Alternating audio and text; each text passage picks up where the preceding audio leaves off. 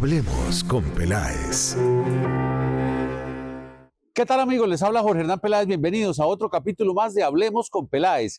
Como siempre aquí en la señal del Canal 1, Libre como tú. Hoy con personajes inspiradores de la Feria del Libro. Todavía nos quedan muchos autores y hoy hemos invitado a Laura Romero. Ella se especializa en temas de coaching, en temas de salud mental, salud física. Bueno, veamos la nota con Laura y que ella misma nos cuente de su biografía, de su experiencia para escribir este nuevo libro. Laura, bienvenida.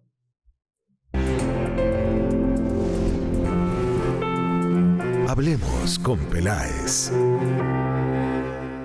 Jorge, buenos días y a toda la audiencia. Bueno, yo soy Laura Romero, estudié Derecho, me gradué como abogada, tuve una crisis, decidí hacer un giro gigante en mi vida y construir mi proyecto que se llama Qué Buena Salud. Soy coach espiritual y desde entonces he creado cursos, retiros, mentorías. Este es mi tercer libro, el podcast Curioseando con Laura y bueno, contenido de valor para acompañar a las personas en sus procesos de transformación.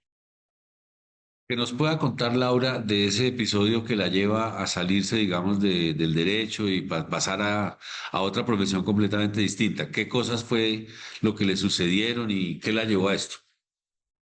Sí, yo siempre, Jorge, había caminado como un camino muy recto, siempre como muy buena estudiante. De hecho me gradué como abogada con honores, pero en séptimo semestre ya no le encontraba como el sabor y el gusto a ir a las clases. Recuerdo que estaba en clase de sociedades y sentía como que estaba en el lugar equivocado. Empecé a preguntarle a mis compañeros si ellos se sentían muy entusiasmados con lo que estábamos aprendiendo. Algunos me decían que no, pero pues que ya nos íbamos a graduar y que no importaba. Otros que me decían que sí, pero a mí no me terminaba de convencer de estar en un lugar en el que ya yo no me sentía como encendida. Y así me pasó con otras materias. Séptimo semestre fue un semestre particular porque fue el semestre que más estudiamos materias puras y duras de derecho y empecé a dejar de sentirme motivada, de sentir entusiasmo por la carrera, también como por la vida. Y dije, no, pues yo voy a terminar derecho, pero voy a hacer algo que me mantenga conectada con la chispa de la vida. Y ahí es cuando decido lanzarme a estudiar algo completamente distinto, que era coaching. Y ahí como que sentí que otra vez empecé como a llenarme de esa alegría de vivir. Bueno, expliquémosle a los televidentes cuál es el mensaje principal del último libro que acaba de lanzar Laura. Bueno, este libro que se llama Vive a tu manera es una guía para desobedecer expectativas, precisamente también muy inspirado en esto de que muchas veces estamos caminando el camino del debería, del tengo que hacerlo porque mis papás están esperando esto de mí, tengo que hacerlo porque esta es la imagen o el personaje que he construido. Entonces, hay un poco de esa invitación a la rebeldía, a la desobediencia y atender los llamados que nos está mostrando el corazón, el alma. Y yo pongo como un adjetivo muy importante que es el corazón salvaje o los llamados de la mujer salvaje o del hombre salvaje, porque creo que nos hemos ido domesticando mucho y se nos ha olvidado el quiero, ¿no? Como que pocas veces entramos a ese lugar de lo que quiero, de lo que me provoca, de lo que anhela mi alma, de lo que me hace sentir viva. Entonces, este es un libro para volver a estar en la energía de la vida, de aquello que a mí me moviliza, de lo que me hace sentir viva y no estar en energía de muerte, que yo digo que no hay que estar muertos para de verdad sentirnos muertos, sino hay muchos muertos en vida que están caminando y pues realmente no están viviendo la vida que quieren vivir. Entonces es un libro para volver a conectar con la niña o el niño interior, volver a darnos permisos también, como cuáles son los permisos que necesito para sentir el éxtasis de estar viva o de estar vivo. Entonces es un libro que sacude, que incomoda, pero que te lleva también a un lugar para vivir esa vida que tu alma está anhelando. Bueno, expliquémosle un poco a los televidentes. El proceso de escribir de pronto no es tan fácil como la gente se lo imagina. Proceso que lleva muchos cambios, mucha edición, borra, vuelve y escribe páginas enteras. Bueno, cada autor tiene sus dificultades. En el caso suyo, Laura, ¿cómo le fue en el proceso de lograr la publicación? Bueno, como este es el tercero, yo digo que el primero fue el más fácil de escribir. El segundo estábamos en pandemia, no fue tan fácil, pero ni tan difícil, pero yo digo que este fue que el tercero fue el más difícil para mí, el más incómodo para mí fue el 2025, fue un año de muchos cambios. Yo vivía en el mar, pues había vivido toda mi vida en Bogotá y me fui con mi esposo en pandemia a vivir el sueño en el mar.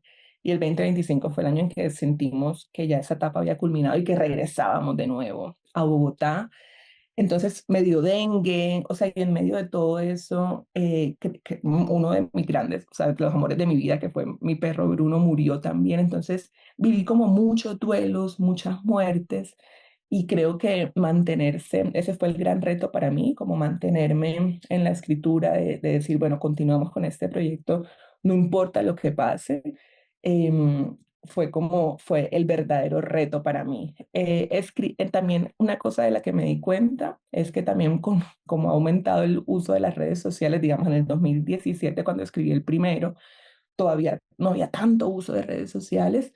Sentí que en este momento también mi concentración había cambiado un poco, me costaba más sentarme a escribir de tiro largo y bueno, eso me pareció como, eso habría que hablarlo con otros escritores a ver si se han dado cuenta de eso, porque ahí uno sí se da cuenta que la concentración empieza a cambiar.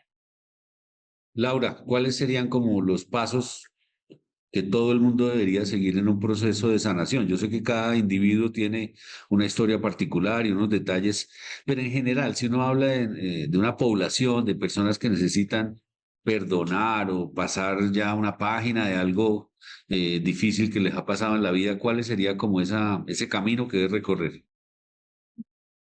Bueno, yo pienso que el primero no está tanto en nuestras manos. El primero yo creo que es un paso que nos lo da la vida y es la noche oscura del alma. Yo creo que vamos a vivir varias. La noche oscura del alma es ese momento de crisis existencial, ese momento en que de pronto ya las cosas no nos saben como antes nos sabían, no entendemos por qué estamos en ese trabajo, no entendemos por qué estamos en esa relación, un poco lo que a mí me pasó con derecho. Y ahí es cuando la vida, o yo digo que el corazón, que es la brújula, empieza a recalibrar, ¿no? Como decir, ya por aquí no, ahora vamos por el otro lado. En el libro lo menciono y digo que el camino del corazón, porque yo creo que finalmente eso es lo que queremos caminar, creo que si queremos caminar el corazón de la mente, pues ya lo estamos caminando y no nos ha ido tan bien, por eso tenemos una pandemia de ansiedad y depresión, porque estamos en la mente y no estamos en el corazón y en el cuerpo. Entonces, esta noche oscura del alma yo creo que nos va a visitar, pero es tener también como esa esperanza de que la crisis llega para llevarnos a un lugar mejor. Cuando llega la crisis, yo digo, aprovechemos la crisis, aunque sea duro, aunque estemos llorando, aunque a veces no veamos la luz, allí hay información, ¿cierto? De que la vida nos está diciendo, es momento de movernos. Hay una frase que uso mucho en el libro y dice, salta y la red aparecerá. Entonces, hay momentos en que la vida nos está diciendo, ya, o sea, hay que tomar esa acción, aunque no veamos la red, aunque pensamos que vamos a caer al vacío y nos vamos a morir, y es como, no, finalmente es un vacío fértil. También yo creo que eso me ayudó mucho en el proceso, comprender que los vacíos a los que nos enfrentamos a la vida, en la vida, son vacíos fértiles que nos están llevando a un infinito potencial de posibilidades. Y en el camino yo creo que también se vale mucho estar acompañado, ¿no? Como que uno no tiene que estar caminando eso solo y tratando de resolverlo solo, sino en ese momento busque ayuda, ayuda terapéutica, una psicóloga, un psiquiatra, un coach, lo que más le sirva, pero que lo pueda como ayudar en ese camino pucha, no lo estoy viendo tan claro, no sé por dónde o para dónde. Y creo que también hay un permiso que como humanidad nos tenemos que dar y es que está bien no saber. Creo que somos una sociedad que nos hemos vuelto adictas a saber todas las respuestas, a saber el camino, el ABC, dime los 7 pasos. Y yo creo que hay una sabiduría en habitar ese no saber para que las respuestas empiecen a brotar, ¿no? Que no vengan desde un lugar de el tengo que resolverlo ya, sí, como de la mente, sino que broten como de esa espontaneidad del niño, de la niña, del alma o del corazón. Entonces, poco crisis, noche oscura del alma, buscar ese acompañamiento, porque en el acompañamiento es donde vamos a ver un poco más el panorama como con más claridad y permitirse ese no saber. Y en ese no saber van a empezar a brotar cosas, guías que nos llevan que nos acercarán, porque yo creo que tampoco la vida se resuelve. No es que llegue un momento en que uno diga, no, ya lo resolví. Yo creo que el día que uno diga eso, pues ya está a punto de morirse. Entonces también hacer las paces con ese no saber y con entender que estamos también habitando un misterio divino. Hay unas personas, Laura, que son muy religiosas, no importa la religión en la que crean, y hay otras que no. En el mundo actual de redes sociales y series de, de plataformas, ve uno que ya la gente tiende a buscar otro tipo de respuestas, de pronto no en la religión tradicional. Y también entiendo que pues depende de la generación en la que uno esté hablando, no es lo mismo una persona de 60 o 70 años a una persona que acaba de salir del colegio. Son formas de ver la vida muy distintas y pienso que ha venido cambiando no solo en Colombia, en el mundo, la percepción que las personas tienen hacia las, digamos, religiones tradicionales o clásicas, y empezamos a ver en los últimos años una cantidad de, digamos, de, como de gurús, de mentores, de gente que tiene su propia religión. No sé cómo usted observa ese panorama, porque me imagino que también lo ha estudiado para efectos de que el libro le llegue a todas las poblaciones.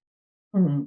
Sí, este libro yo siempre lo digo, pues no habla de una religión, yo tampoco hablo como en abstracto de la espiritualidad. Para mí la espiritualidad es que tú estés conectada con tu espíritu. Espíritu puede ser tu alma, tu corazón, tu yo superior, tu maestra interna.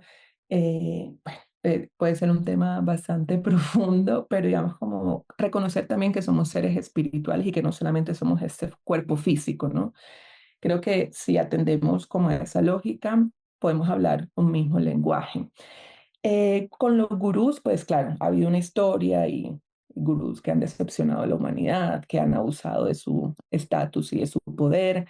Y creo que estamos habitando una era muy bonita en la que estamos reconociendo que el gurú soy yo, ¿cierto? Que ya no es que está, y lo puedo llevar también incluso a la religión, que ya no es el padre, que ya no es el gurú, que ya no es como esta persona que está allá arriba, sino que cómo yo voy a mi interior, ¿cierto? Y cuáles son las herramientas que me sirven a mí para yo escucharme y sentir que estoy caminando mi camino y no el camino que otra persona me trazó, porque finalmente volveríamos a las mismas figuras de poder antes, hacer lo que mis padres me decían, entonces ya no hago lo que mis padres me dicen, sino que hago lo que el gurú me dice, ¿cierto? O el padre me dice. Entonces, ¿cómo vuelvo yo a activar esa sabiduría interior para decir, mire, yo sé que me puedo equivocar, yo no sé, yo cuando decidí estudiar coaching, yo no sabía si estaba tomando la decisión correcta, ¿no? Pero creo que también esa es otra cosa que agregaría a los pasos anteriores y es darnos ese permiso de probar. Y en medio de probar hay unas cosas que van a, como que no, como, si esto tiene mucho sentido, lo voy a hacer. Y qué bueno que lo hice. Hay otras cosas que uno dice, bueno, lo probé, no me gustó, pero era importante probarlo, ¿no? Entonces yo creo que en medio de esas pruebas nos vamos a ir dando cuenta qué resuena, que creo que también esa es como una palabra importante, como que donde yo me siento como, oye, si esto me hace sentir chévere, cómoda, expandida, oye, no, esto me hace sentir como, no sé, en culpa, en miedo, que no puedo actuar bajo mi propio discernimiento, sino que tengo que estar como pidiendo autorización. Entonces también cuando empezamos a perder esa soberanía, yo creo que estamos en un momento en que estamos recuperando nuestra soberanía, nuestra autonomía y haciéndonos responsables, para luego no decir, no, es que eso a mí me lo dijeron allá y yo lo hice, sino, no, usted qué fue lo que sintió y usted qué fue lo que quería hacer y hacernos responsables y creo que así dejamos de vivir en un mundo de víctimas y de victimarios, sino que ya somos, empezamos a habitar lo que es la verdadera adultez. Hablemos con Peláez.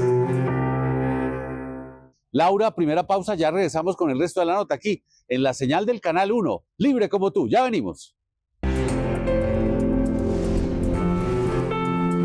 Hablemos con Peláez.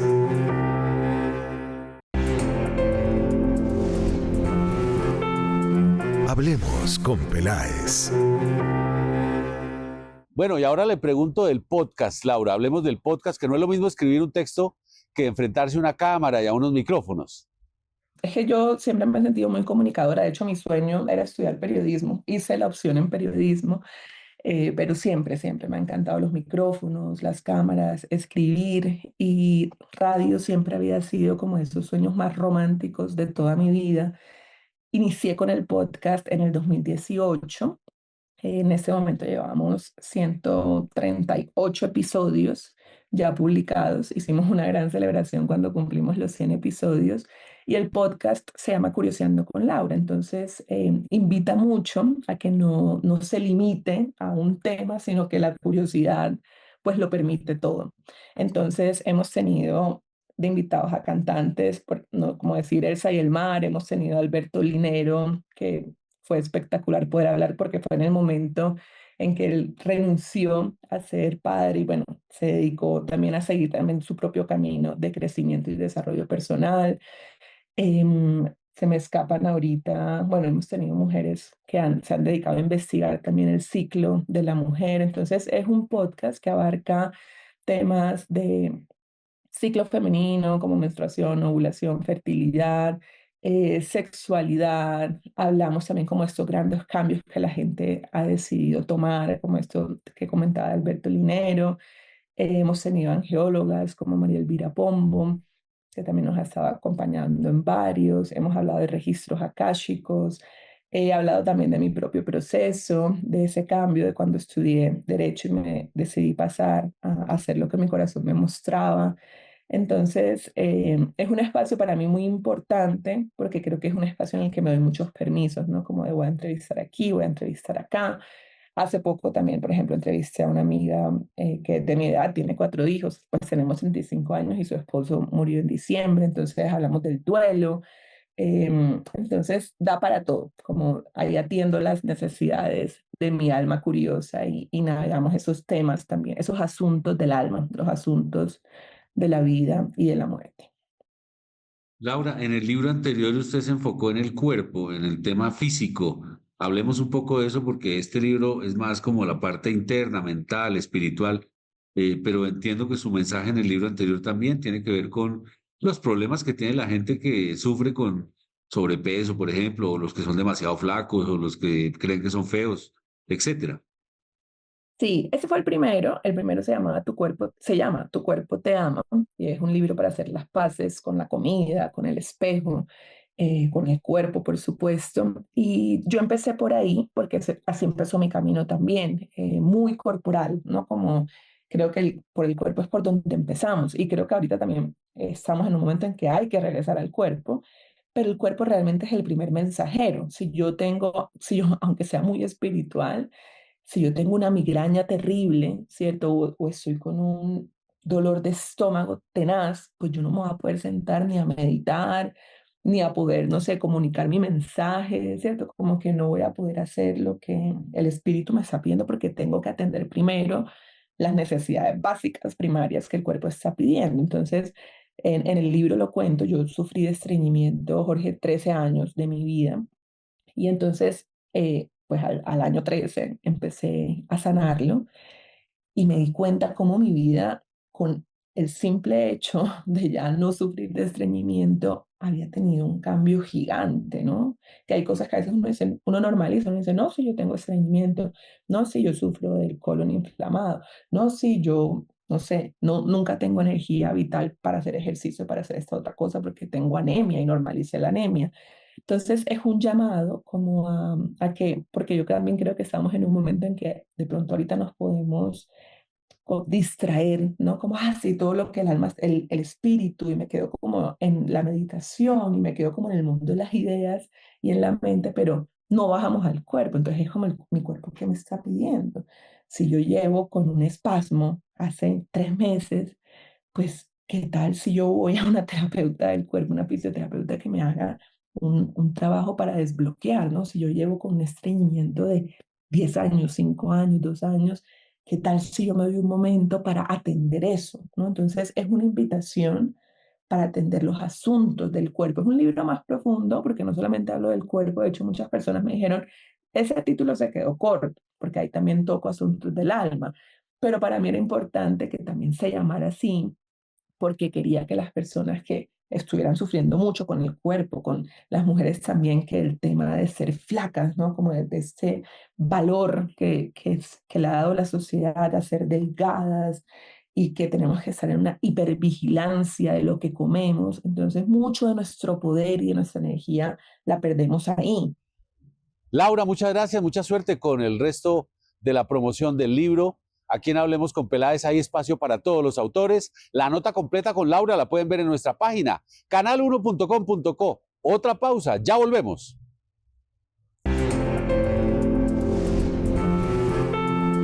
Hablemos con Peláez.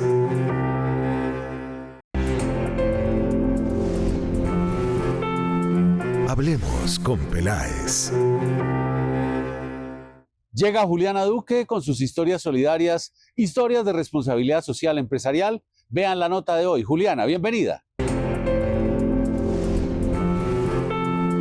Hablemos con Peláez. Hola, bienvenidos a este espacio de noticias positivas.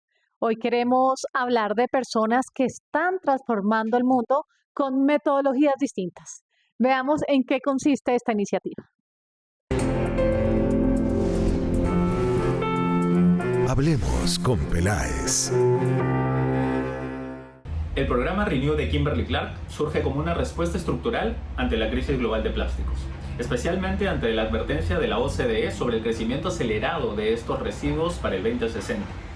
Para contrarrestar esta tendencia, la iniciativa impulsa una economía circular, mediante un modelo de gestión sencillo pero de alto impacto, la recolección de dispensadores institucionales, tanto en clientes antiguos como en clientes actuales. ¿Para qué? Para desinfectarlos, repararlos, reacondicionarlos y finalmente restaurarlos funcionalmente. En este sistema, los dispositivos que no pueden ser reinstalados se integran a procesos de reciclaje después, permitiendo recuperar todo el valor de los materiales y reducir la presión sobre los recursos naturales de forma medible y eficiente. Esta operatividad se traduce en un impacto regional contundente. Más de 80 toneladas de plásticos se evitó que lleguen a rellenos sanitarios alrededor de Latinoamérica.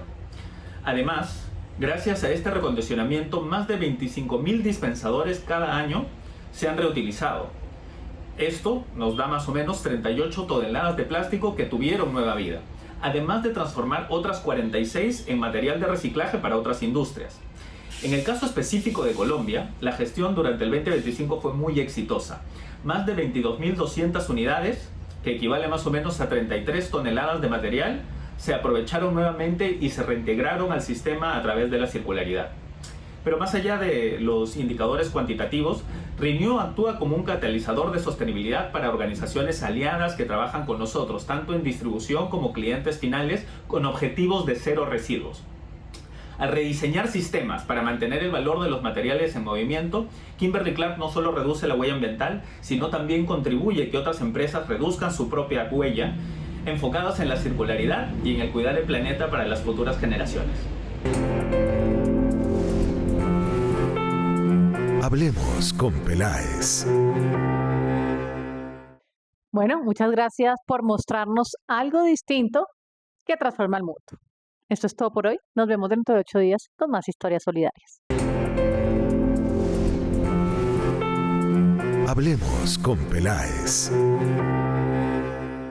Gracias, Juliana. La próxima semana más historias solidarias. En el Congreso de la República se está reformando una ley que tiene que ver con las aduanas y estuvo ya en primer debate aprobándose con declaraciones del director de la DIAN. Vean la crónica aquí en Hablemos con Peláez. Hablemos con Peláez. Es muy satisfactorio esto. Ya estamos a puertas de preparar ponencia para el segundo debate y esperemos que todo siga saliendo adelante. El gobierno le ha apostado muchísimo a esto en un ejercicio de concertación, de encuentro, de convergencia con todos los agentes del sector privado, con todas las tendencias políticas, porque se ha entendido que es un régimen crucial pues, para la autoridad colombiana y para todos los usuarios aduaneros del país.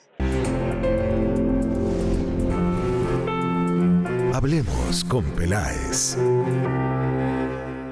Otra de las autoras de Feria del Libro, Andrea Novoa, nos cuenta de su libro. Andrea, bienvenida. Hablemos con Peláez. Hola, soy Andrea Novoa Arias, autora del libro Desbloquea tu abundancia. ¿Sientes que la abundancia está cerca, pero nunca termina de llegar? ¿Y si el problema no es lo que haces, sino lo que llevas dentro? En este libro te lleva a un viaje profundo hacia la raíz de tus bloqueos. Vas a descubrir cómo tus creencias, heridas emocionales, memorias familiares e incluso más allá han moldeado tu realidad y te han impedido vivir en abundancia. Pero no se trata solo de entender, se trata de transformar, así que a través de herramientas prácticas, ejercicios y reflexiones guiadas vas a aprender a elevar tu energía, reprogramar tu mente, abrirte de verdad a recibir. Este libro es un paso a paso para reconectar con tu poder, alinearte con la riqueza en todas sus formas y empezar a recibir desde el merecimiento, la confianza y la gratitud. ¿Estás listo o lista para conectar con la abundancia y vivir con salud, dinero y amor? Hablemos con Peláez. Siempre hay espacio para personajes inspiradores y también de la música. Carlos Reyes hace parte de una banda que se llama The Black Cat Bone. Carlos, bienvenido. Hablemos con Peláez. Hola, yo soy Carlos Reyes de Black Cat Bone y tengo el gusto de contarles que este álbum está cumpliendo 20 años de haber sido lanzado. Es un disco que sonó en toda la escena capitalina, en los bares, en el Auditorio León de Grave, en Rock al Parque, en emisoras, bueno, sonó por todas partes, en una época en la que aún no había redes sociales. Estábamos en esa transición entre los 90s y los 2000s. Es un álbum de mucho rock and roll, donde nos atrevimos a fusionar sin ningún compromiso el blues, la música country, el hard rock, el heavy metal, los sonidos que nos gustan, guitarreros, con canciones que han marcado época.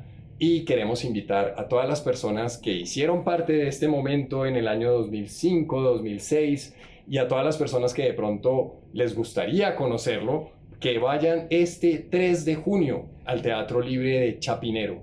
Allá estaremos tocando el álbum en su totalidad. Todas las canciones del disco sonarán en versiones muy especiales. Este es un momento muy chévere que queremos compartirle a toda la comunidad que le gusta el rock y la música en vivo. Black Cat Bone en vivo en el Teatro Libre de Chapinero, 3 de junio. Hablemos con Peláez. Y siempre hay espacio para las cápsulas empresariales en Hablemos con Peláez. Hablemos con Peláez. Hola, soy Juan Diego Jaramillo, vicepresidente comercial de ACH Colombia, y hoy vengo a contarles los buenos resultados que tuvimos con el botón de pagos PSE, el botón más querido por los colombianos. Lo primero, arrancando por el mundo transaccional, contarles que entre enero y marzo de este año hicimos 236 millones de transacciones, lo que equivale a un crecimiento del 12% contra el mismo periodo del 2025. Es más, hicimos en marzo el número más alto de transacciones histórico con 84 millones de transferencias en un solo mes. Ahora, desde el punto de vista de los volúmenes, entre enero y marzo transamos a través de PSE 910 billones de pesos, lo que equivale a un crecimiento del 28% con respecto al mismo periodo del año anterior. Al final, eso nos sigue mostrando que el botón de PSE sigue siendo el preferido por los colombianos porque disminuye el efectivo, porque es fácil de utilizar en cualquier momento, en cualquier lugar y a través de cualquier dispositivo, y sobre todo porque es sinónimo de confianza y de seguridad. Así que los invito a seguir utilizando el botón de PSE en sus transacciones. Muchas gracias. Hablemos con Peláez. Y otra cápsula empresarial más aquí en Hablemos con Peláez. Hablemos con Peláez. En nuestra cápsula empresarial de Hablemos con Peláez por Canal 1, hoy vamos a tocar el tema de las encuestas. Hemos recuperado 3 encuestas que se realizaron recientemente con intención de voto de los ciudadanos para las próximas elecciones presidenciales. Todas las firmas que vamos a presentar están debidamente registradas ante el Consejo Nacional Electoral. La primera que se conoció fue de la firma Génesis Crea, con 4.352 entrevistas presenciales realizadas entre el 4 y el 11 de mayo, margen de error del 1,4% y nivel de confianza del 95%. Génesis proyecta que en primera vuelta Iván Cepeda va a obtener 35,1% de los votos, Paloma Valencia 25,4% y Abelardo de la Espriella 21,6%. Para segunda vuelta, Paloma Valencia ganaría la presidencia con 48,3% sobre Iván Cepeda, que obtendría un 45,6%. La distancia entre los dos es mayor que el margen de error. Otra encuesta la realizó la corporación Miguel Maldonado Manjarres. Es la de mayor número de encuestados, 5.558, con un margen de error de 1,68% y nivel de confianza del 95%. Para la corporación, la primera vuelta arroja los siguientes resultados: Iván Cepeda 35,3%, Paloma Valencia 27,5% y Abelardo de la Espriella 20,4%.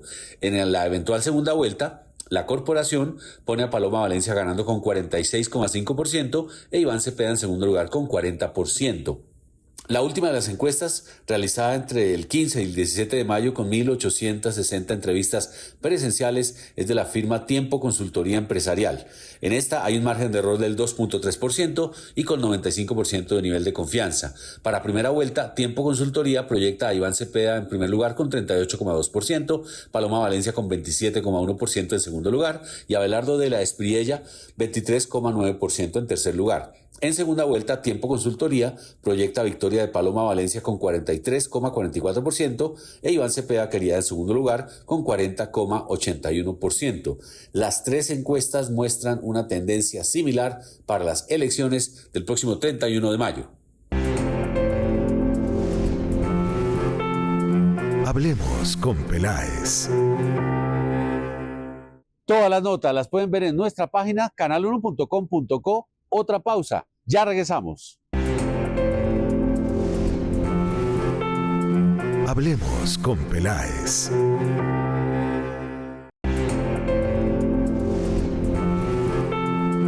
Hablemos con Peláez.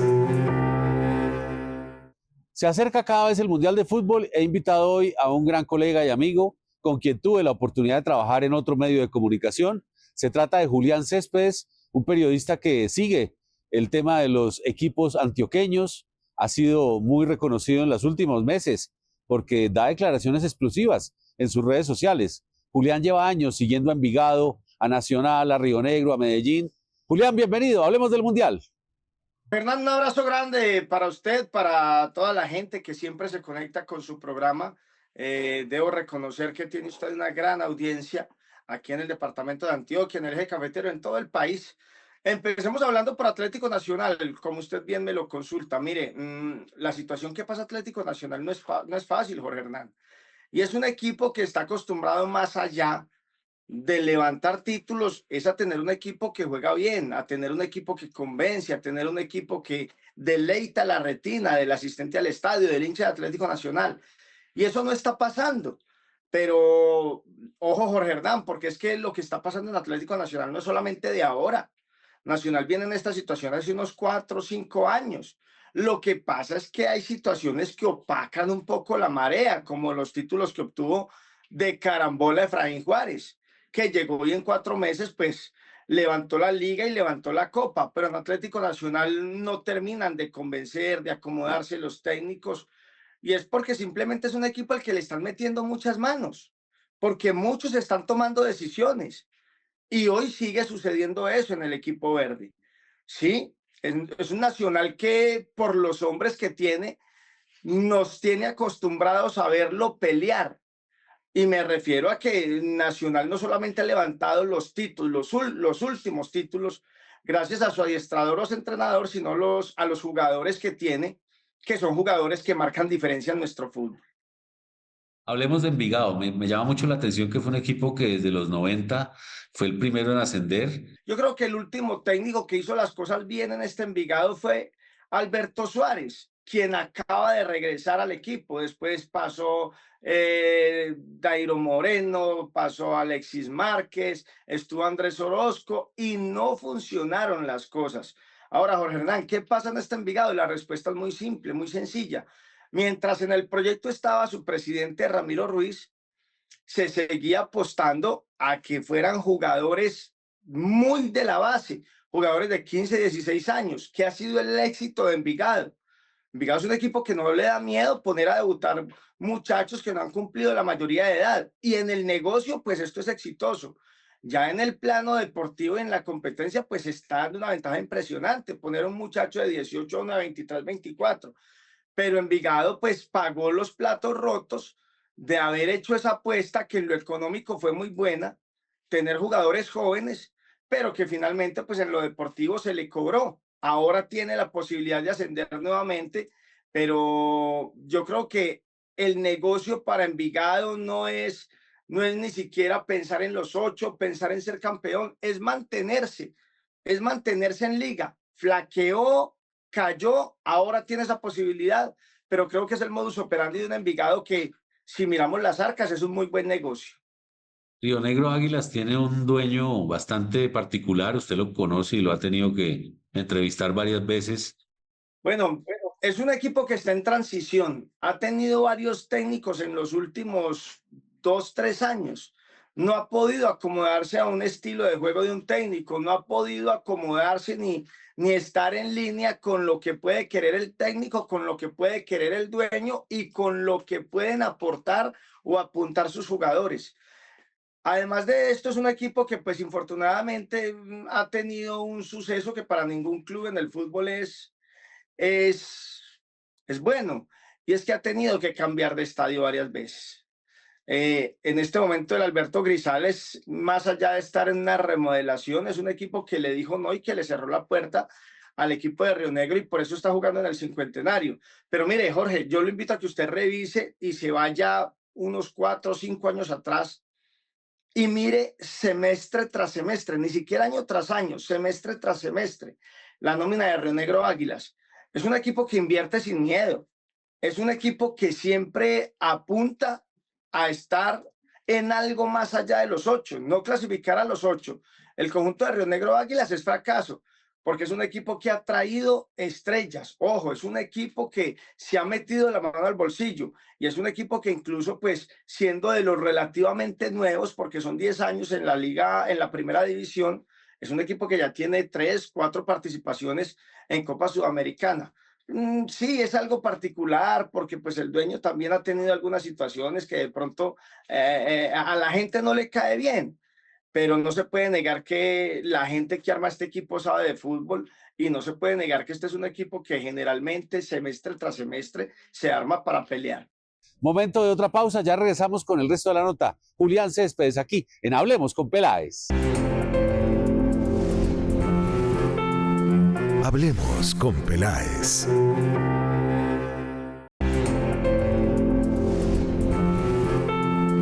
Hablemos con Peláez. Y el resto de la nota con Julián Céspedes aquí en Hablemos con Peláez, analizando el próximo Mundial de Fútbol. Hablemos con Peláez. ¿Qué pasa con el Medellín? Lo que pasa es que es un equipo de malas. Y más allá de ser un equipo de malas, tiene un problema impresionante, grandísimo. Y es que al frente tiene a un equipo como Atlético Nacional. Entonces, claro, cada año el equipo del frente te mete un título y cada año vos sos sufriendo con tristeza porque siempre tenés el título ahí al casi cerquita. La situación que pasa con Medellín. Ahora, es otro de los equipos, Jorge, que no podemos negar. Aquí todo el mundo le cae a Raúl Giraldo, pero no se puede negar que este es un equipo pensado y armado para ganar cosas importantes. La nómina de Medellín es una nómina costosa. Medellín no ahorra y no escatima gastos a la hora de pensar en jugadores top de nuestro fútbol. Pero es un Medellín que no entiende uno por qué no se le dan las cosas. Sí, claro, ha ganado dinero con participaciones en Copa Libertadores, por ventas, y han invertido en parte. Pero si usted me apura, se podría invertir un poco más, un poquito más. Ojalá y este Medellín resurja, porque hoy el panorama está muy complejo, tanto que ni siquiera tiene técnico y tanto que a Lionel le llegó una propuesta y pues decidió desecharla, cuando era el técnico que todos esperaban en este Deportivo Independiente de Medellín y cuando los directivos esperaban que fuera el técnico que volviera a poner en comunión a la hinchada del equipo y a los directivos. Y les dijo no. Habrá que esperar, creería yo que un par de semanas para ver ya el rumbo y el norte de este cuadro rojo de la capital de la montaña. Julián, entremos al tema del Mundial. Vi su publicación en sus redes sociales cuando Lorenzo le contó al país de los 55 nombres de la prelista, una lista preliminar. Claramente, como siempre pasa con cualquier técnico de cualquier selección del mundo, pues hay gente que está en favor y en contra de ciertos jugadores, se quejan de que no llamaron a algunos. El tema de Villa, digamos que es, inclusive ya llegó afuera del fútbol, la Defensoría del Pueblo y el grupo de feministas del país ya lo rechazan. ¿Cómo vio la prelista en general y qué observaciones le hace usted al señor Lorenzo? Mire, Jorge, empecemos por el tema de Villa, que es un tema espinoso para nuestro fútbol, o para nuestro fútbol no, para nuestro entorno, para el país. Yo dejo claro de entrada, ni soy amigo de Villa, ni conozco a la familia, ni tengo cercanía alguna. Pero yo creo que nosotros no nos podemos negar a lo que le puede aportar Sebastián Villa a esta selección. Nosotros no podemos negar que es un jugador diferente. Y aquí voy a algo que quizá puede caer un poco tosco. ¿Quién no ha cometido errores? Y yo creo que las personas tienen derecho a unas segundas oportunidades. A mí me gusta su apreciación de entrada con la pregunta. Seguramente van a aparecer las feministas, seguramente van a aparecer los dueños del micrófono que se creen los dueños de la selección. Y nosotros no podemos aquí en el país dejarnos guiar por el señor de las mañanas y que lo que él diga es palabra de Dios. No, yo creo que a las cosas hay que ponerle filtros. Si usted me apura hoy es un jugador, es un deportista que goza de libertad. Es un jugador que no tiene situación alguna que en lo de su participación en el Mundial. Ha hecho las cosas bien. Y si usted me dice, claro, es que ha hecho las cosas bien, en Boca todos rinden, pero en Rivadavia es un jugador que ha hecho las cosas bien donde lo han tenido, donde lo han montado, en un equipo grande, en un equipo chico. Pero listo, dejemos de lado lo de Villa. Me parece que en esa prelista faltaron jugadores que hay que ser miope para no entender que deberían estar. Lo de Rodallega, hombre, si se le hizo fuerza a Dairo, si se acercó a Dairo, si se le dio el confitico, ¿por qué Rodallega no? Rodallega no solamente le entregó un título a Santa Fe, ya demostró afuera. Internacionalmente hizo lo que le dio la gana. Llegó a un equipo como Santa Fe y es el hombre que saca la cara, es el capitán del equipo. Yo lo hubiese acercado. Lo de Rengifo va a ser un contentillo, porque es otro de los jugadores que merece para mí no solamente esta prelista. Él merece estar en el Mundial, Jorge Hernán. ¿Y cómo no hablar de Rengifo si es el jugador diferente de nuestra liga, es el mejor jugador de nuestra liga? Y yo te aseguro, y le aseguro a todos quienes nos están viendo en este momento, si Rengifo fuera un jugador brasilero, si Rengifo fuera un jugador argentino, estaríamos rendidos ante la joya del mundo y ante un jugador que hoy tendría un valor de 50 millones de dólares, por lo menos. Pero como es colombiano, es una prelista que tiene mucho contentillo. Pero finalmente, pues yo creo que es una prelista en la que queda claro que tenemos talento, que hay de dónde escoger, pero que finalmente resultan ser los mismos. O yo le pregunto a la gente y le pregunto, Jorge Hernán, nosotros estamos en este momento con un discurso que yo no me lo he podido digerir, no tengo nada ni contra David Ospina, ni contra Cuadrado, ni contra James, para nada. Pero a mí sí me preocupa el tema de Lorenzo, cuando en la conferencia de prensa dice que Cuadrado debe estar, cuando sabemos que James es uno de los fijos, cuando sabemos que David Ospina es uno de los fijos hoy sin mérito, porque no vamos a esconder las cosas. Y el tema de que hay que agradecerles. ¿Agradecerles qué? Agradecerles un partido. Agradecerles una clasificación a un mundial. No, yo creo que uno tiene que agradecer y el país tendría que agradecer cuando hay títulos. Y con estos muchachos no hemos ganado nada. Puede sonar duro, pero es una verdad, es un dato, no es una opinión. Y nosotros nos quedamos en que hay que agradecerle a la generación de Falcao, de James, de Mina, de todos estos muchachos. Y pues yo insisto, con ellos no hemos ganado absolutamente nada. Y en la historia pues quedarán en los títulos. De lo contrario nos quedaremos hablando de anécdotas, de lo que pasó ante Chile, del gol ante Uruguay, de que James fue goleador de un mundial, pero en títulos no hemos ganado nada y eso no es mentira. Y yo creo que es el último chapuzón que tenemos para intentar hacer alguna cosa, porque, pues usted me excusará, sí, muy buenos jugadores. Teníamos absolutamente todo para ganar Copa América, para tener buenas participaciones en mundiales. Y tampoco ha pasado, Jorge Hernán. Pues con lo que tenemos, yo sí esperaría un poquito más. Hablemos ya del juego para los primeros partidos que ya Colombia tiene a Uzbekistán, a Congo y a Portugal. En general, ¿cómo cree usted que le va a ir a Colombia en esos 3 juegos y qué tipos de cosas nos pueden pasar? Me gusta mucho la pregunta porque nosotros somos muy sobrados. Somos muy sobrados. Quizá está bien que nos sobremos un poquito con lo de Congo, ¿cierto? Y debo admitir porque a Congo, pues, entendemos que es un país pobre, que no lo conocemos mucho, que están incluso haciendo un recogido de selección, como diríamos en el argot popular. Pero cuando decimos que tenemos puntos asegurados contra Uzbekistán, una selección que tiene varios jugadores en el fútbol europeo, una selección que tiene dinero, un país que tiene dinero, pues ojalá y nos vaya bien, ojalá lleguemos a afrontar estos partidos, estos 2 partidos, con la seriedad que se lo merecen, como estamos pensando en el partido de Portugal. Mire, yo hago una analogía, Jorge, y es que ojalá no nos pase lo que le pasó a Atlético Nacional. En su momento, Atlético Nacional, en el 2017, iba a Japón y se le apareció Kashima. Y los jugadores de Atlético Nacional nunca pensaban en Kashima porque estaban convencidos en que a Kashima lo iban a derrotar y pensaban era en el partido con Real Madrid. Ojalá y esto no nos pase a nosotros, porque estamos mirando muy por encima del hombro a Congo y a Uzbekistán. Claro, la cereza del pastel para enfrentar y visualmente, pues para la retina del televidente, es enfrentar a Portugal, pero a mí me parece que el grupo que le tocó a Colombia no es un grupo tan fácil como nosotros estamos pensando. Hablemos con Peláez. Julián, muchas gracias. Les habló Jorge Hernán Peláez. La próxima semana, más historias inspiradoras, más personajes únicos aquí en nuestra emisión de Hablemos con Peláez. Todas las notas las pueden ver en nuestra página, canal1.com.go. Sigan con la programación de nuestro canal. ¡Feliz fin de semana para todos! Hablemos con Peláez.